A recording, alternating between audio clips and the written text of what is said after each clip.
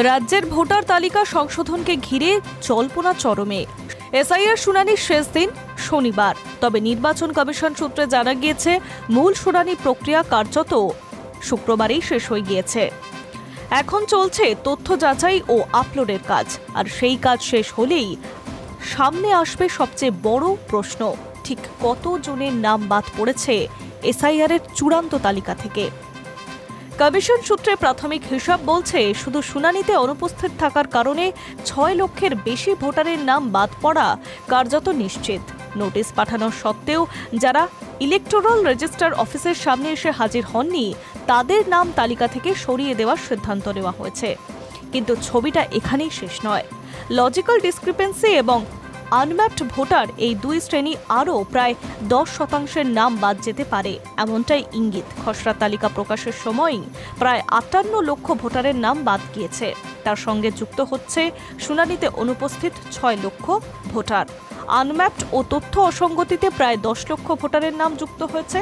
তাই সব মিলিয়ে চূড়ান্ত তালিকা থেকে প্রায় 84 লক্ষ ভোটারের নাম বাদ যেতে পারে, এমনটাই কমিশন অন্দরের হিসেব। নির্বাচন কমিশনের তরফে জানানো হয়েছে, বহু ভোটারের যাচাই প্রক্রিয়া নির্ধারিত 13টি বৈধ নথির কোনোটাই জমা দিতে পারেনি।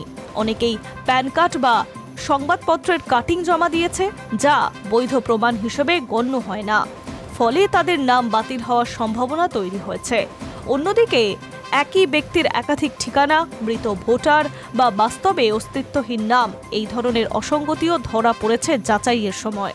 যাদের নাম বাদ যাবে তাদের নিরাশ হওয়ার কারণ নেই। কমিশন জানিয়েছে, প্রত্যেককে কারণ উল্লেখ করে নোটিশ দেওয়া হবে। অ্যাপিলের ধাপ, নাম বাদ গেলে 5 দিনের মধ্যে জেলা শাসকের কাছে আবেদন। সেখান থেকে বাতিল হলে পরের 5 দিনের মধ্যে সিইওর দপ্তরে আবেদন।